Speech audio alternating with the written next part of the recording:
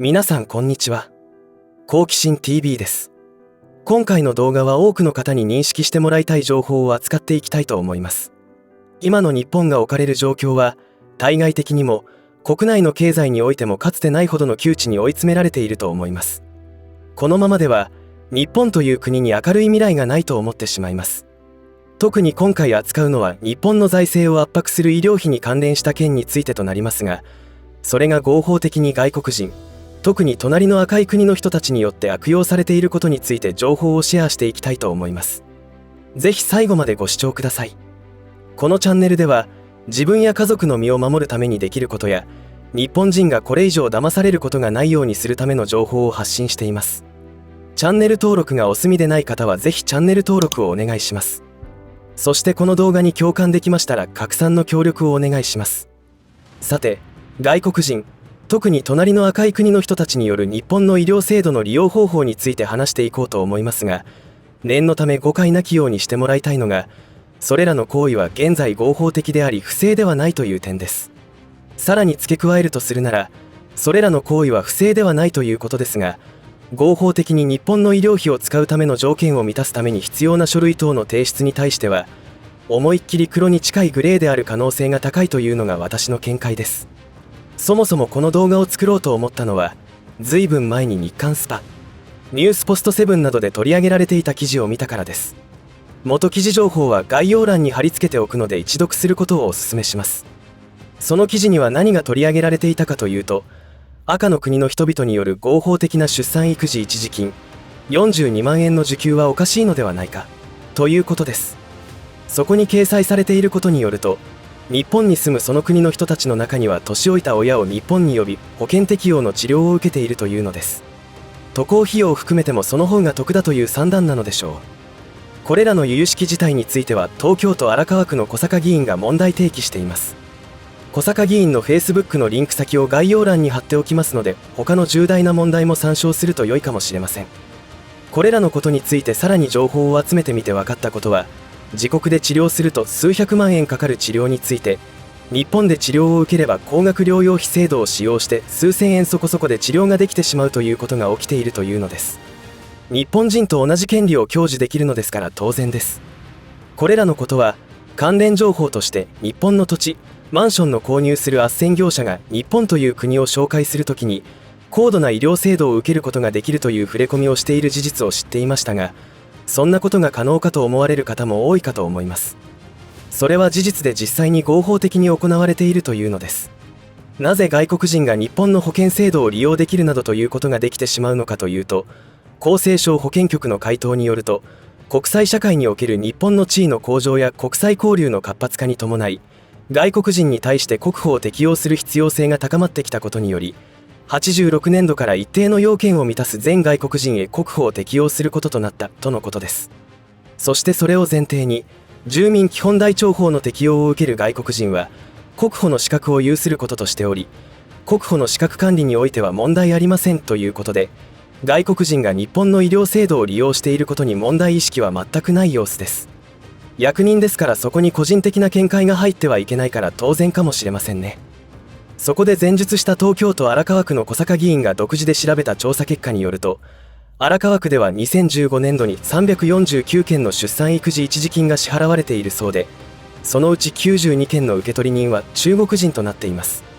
その割合は実に全体の 26% に上ります。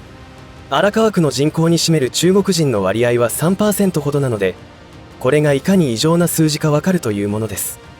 また、日本で公的医療保険に加入していれば、海外で出産した場合も出産育児一時金が支給されますが、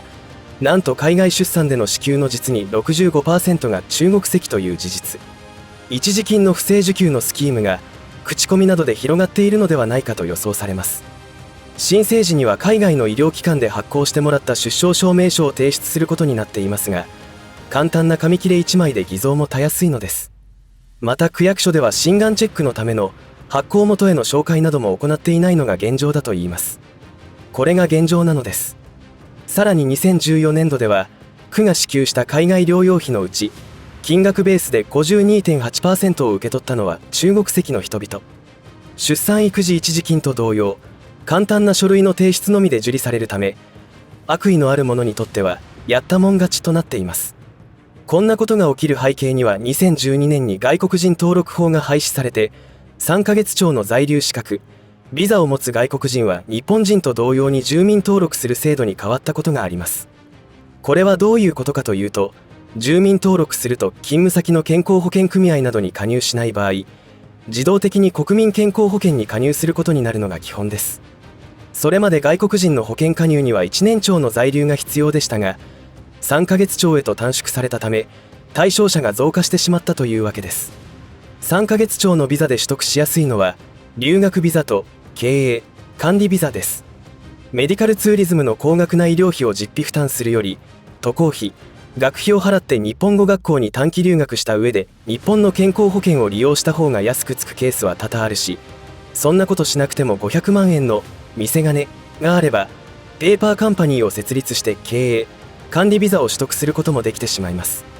加入方法は他にもあって、日本企業に就職すれば会社の健康保険組合に加入できるし、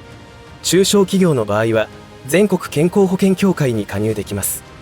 ここからが制度がざるになっている構造上の欠陥だと思いますが、現行の健康保険法では本人と生計を一にしている兄弟姉妹、配偶者、子、孫、父母、祖父母、曽祖父母は同居していなくても扶養家族と認め、保険に加入できると定めています。また、本人から3親等までの親戚も生計を一にして同居していれば扶養家族にできます。つまり、なんと本国に残した親や子などのほか、同居している親戚でも加入できてしまうというのです。耳を疑う話になってきました。記事の中ではこれらのおかしいと思う点について、全国健康保険協会加入者の扶養家族認定を行っている日本年金機構に聞いたところ、日本人と外国人で分類を分けておらず、家族や親戚であることを証明する書類の提出は原則必要ありませんということで唖然とするのではないでしょうか。役所に勤める方は決められたルールに沿って言われた通りするだけの話で、個人的思想、意見は不要とされるので杓子定規な回答しか期待できないわけですが、こういった状況が改善されていかないというところに日本の腐敗が進んでいると思います。こういった問題について、もはや性善説で制度を運用してはいけないという意見もあり、120% 同意しますが、それだけじゃないと私は考えています。これは国際社会における日本の地位の向上や国際交流の活発化という口実を使ってバックドアが作られているのだと思います。バックドアという言い方は、よくコンピュータープログラムで使用されている不正アクセスのための仕掛けなのですが、今回紹介したような日本人の血税を使って運用されている制度を悪用できるようにすることありきの制度設定であり、制度改革だったのではないでしょうか。そのように思える事例は山ほどあるのですが、全て表向きには見事なほどの立て付けになっており、誰も反対できないようになっていますが、しっかりとバックドアが用意されているという巧妙さです。誰がそれをしているのかというと、立法に関わるわけですから、諸悪の根源は親中議員でしょう。それ以外にも親中という名の付く立場は相当数日本に浸透していると思います。誤解がないようにしてもらいたいのは、親中が全て悪いわけではありません。隣の国の国益のために日本の国益を損なうことに力を貸している日本人のことを言います。優秀な人はもっと日本の国益や先人たちが受け継いでくれたこの国がもっと世界に誇れる素晴らしいものになるように、その能力を発揮してもらいたいと切に願いますが、現実はそうなっていないのが残念でなりません。そのための工作は歴史の捏造を行い、愛国心をそぎ落としたり自虐史観を植え付けるということをしていますが、この工作活動は見事に成功してしまっていますよね。隣の赤い国には、上に政策あれば下に対策ありという言葉が DNA に染み込んでいます。過去の歴史を見ても悪政の中生き延びてきた背景があります。それが文化となっていると思いますが、今の政権が誕生して間もなく100年になろうとしています。今現在を生きる国民はさらにたくましくなっていると考えた方が良いでしょう。先ほどの国民健康保険の合法的な活用をするにあたり必要な母国での出産証明書などの偽造などいくらでもできます。日本に住んでいると偽造という反社会的な行為は大罪であり、とんでもないという認識が一般的ですが、あの国においては全く違っています。例えばあの国は紙幣の偽造が横行していて相当な金額が世の中に出回っています。さすがにそれらは合法にはなりませんが、立派な法整備もあるにもかかわらず機能していません。なんといっても偽札の印刷を政府関係企業が行っているという体たらくです。偽造に関して言えば私たち日本人の想像をはるかに超えており、400校以上の大学が実は偽大学だったという事件がありました。その大学に入学するために親族はどれだけの借金をして未来が明るい子供に投資してきたことか。もちろん子供たちの落胆は想像に難くなく、受験戦争を勝ち抜くために努力したにもかかわらず、それらが偽物だったという事実はさすがに国内で問題となりましたが、実は偽造の実態はもっととんでもないことにも及びますが、今回は深掘りしません。これらが存在できるのは政権内部との癒着があるからできることです。そういえば少し前にアメリカで偽造パスポートを大量に持ったあの国の人が捕まる事件がありましたが、そういう国が日本の侵略を計画しているということを知らなければならないのではないでしょうか。日本を侵略するにあたり一番安上がりで確実な方法は、地方議員をはにとら、脅迫などで丸め込み、地方を自治区のようにしてしまうという方法です。同時にテレビ、新聞を支配下に置くというものでしょう。メディアの侵略については随分前から計画達成されています。そうやって見ていくと着実にそれは進行しているのではないでしょうか。北海道や沖縄を見ていると本当にそのように感じてしまいます。皆さんは今回の件についてどのように感じますでしょうか。感想やこんなおかしいことも起きているなどの情報がありましたら、ぜひコメント欄にてシェアしていただけると助かります。いかがだったでしょうか。今回取り上げた件についてまともな感覚をお持ちの方であればおかしいと思うのではないでしょうか。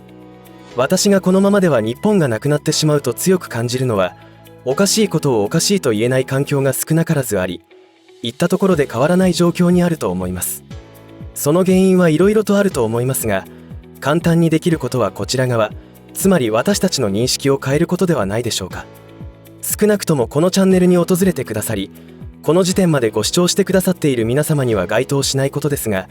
数々の問題を直視できていない、別な言い方をすれば無関心な人たちが圧倒的多数ということが問題であると思います。全国民が理想通りになることは現実的ではありませんが、少なくとも今回取り上げた東京都荒川区小坂区議員のように地道に地域や国のために動いてくださっている方が日本には相当数いると思います。党派を超えて国益のために働いてくれている方々を応援することが私たちにできることだと思います。応援の方法については様々だと思いますが、Facebook への投稿やいいねボタン、ご本人へのメールを用いたメッセージなどでもできると思います。私たちは日本の情けない現状にため息をついて終わることもできますが、日本中にいる日本の国益を守るために働いてくださっている方々は、